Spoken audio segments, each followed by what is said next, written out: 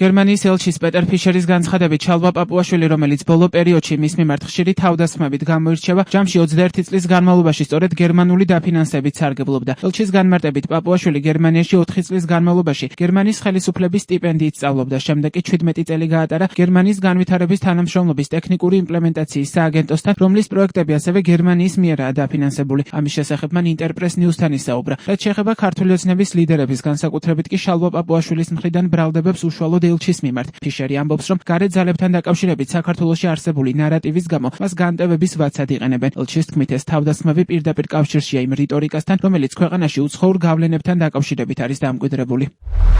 მე ბატონ პაპუაშვილს კარგად ვიცნობ, თუმცა ვიკიპედიის თანახმად ისწავლობდა გერმანიაში 4 წლის განმავლობაში გერმანიის ფედერალური ხელისუფლების მიერ გაცემული სტიპენდიით. შემდეგ მან გაატარა 17 წელი გერმანიის საერთაშორისო თანამშრომლობის საზოგადოებასთან, რომელიც არის გერმანიის განვითარების თანამშრომლობის ტექნიკური იმპლემენტაციის სააგენტო და გერმანიის საერთაშორისო თანამშრომლობის საზოგადოების განვითარების პროექტები საქართველოში დიდწილად დაფინანსებულია გერმანიის ფედერალური ხელისუფლების მიერ, ასე რომ 4 წელს დამატებული 17 წელი ჯამში გვაძლევს 21 წელს. სწორედ ამდენი ხნის განმავლობაში იყო ბატონი პაპუაშვილი გერმანულ ანაზღაურებაზე. ის 48 წლისაა. 21-48 დამატებითი კომენტარი არ მაქვს ამასთან დაკავშირებით. ამ ქვეყანაში არსებობს გამოგონილი ნარატივი ამბავი იმის შესახებ, რომ არსებობს გლობალური ომის პარტია. ის არ არსებობს. Deep State არ არსებობს, რომელსაც სურს საქართველოს დაზიანება. ეს ყველაფერი მართალი არ არის. სიმართლე ამის საპირისპიროა. ევროპა იყო და იქნება საქართველოს მეგობარი. ვიმედოვნებ, რომ ქართველები იაზრებენ ამას და არჯერად გამოგონილი ნარატივის. ჩვენ ვისაუბრეთ манипуляციურ ტექნიკებზე. ეს ასევე არის ტექნიკა. ეს ისეთივე ძველია, როგორც ისტორია. შექმნა უცხო განტევების ვაცი. გარემტერი და ყველაფერი შეიძლება დაბრალდეს ამ გარემტერს. მე ვარ გერმანიის ფედერალური რესპუბლიკის ელჩი. ჩვენ ევროკავშირის ყველაზე მჭიდროდ დასახლებული სახელმწიფო ვართ. ჩვენ ევროკავშირის უდიდესი ეკონომიკა ვართ. ჩვენ მსოფლიოში სიდიდით მეოთხე ეკონომიკა ვართ. და ვფიქრობ, ჩანაწერები აჩვენებს, რომ შესაძლოა ამერიკის შეერთებულ შტატებთან ერთად ჩვენ ვიყავით საქართველოს საუკეთესო მეგობარი და პარტნიორი ისტორიის განმავლობაში. იქამდეც კი სანამ ამერიკის შეერთებული შტატები აქ 1918 წელს ჩაერთვებოდა.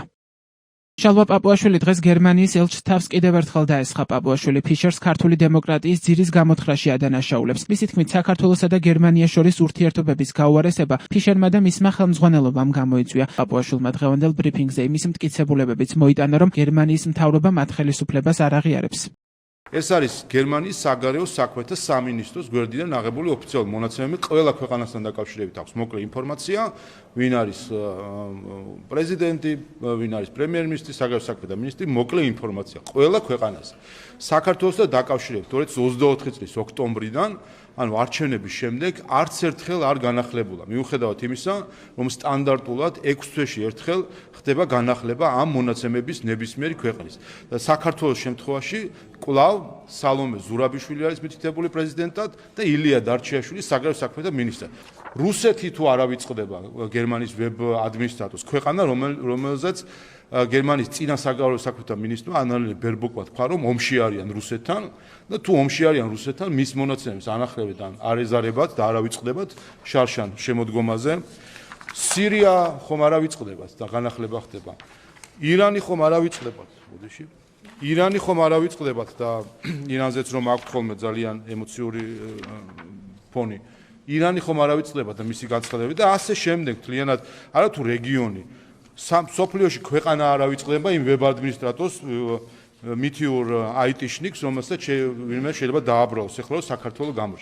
აი ეს არის ის მდაბიო ქცევა, რომელიც სინამდვილეში აზიანებს ურთიერთობას საქართველოსა და გერმანიას შორის. პეტერ ფიშერმა ინტერვიუში ევროკავშირთან უვიზო მიმოსვლის შესაძლო შეჩერებასთან დაკავშირებითაც ისაუბრა. როგორც ელჩი ამბობს, ყველაფერი საქართველოსია დამოკიდებული. ფიშერის თქმით, დააკვირდებიან საქართველოში განვითარებულ მოვლენებს, მათ შორის იქნება თუ არა ქვეყანა მეგობრული ევროკავშირის წევრი ქვეყნების მიმართ და როგორ დაიცავს ადამიანის უფლებებს. დიპლომატი ამბობს, რომ უვიზო მიმოსვლა პრივილეგიაა და არა უფლება.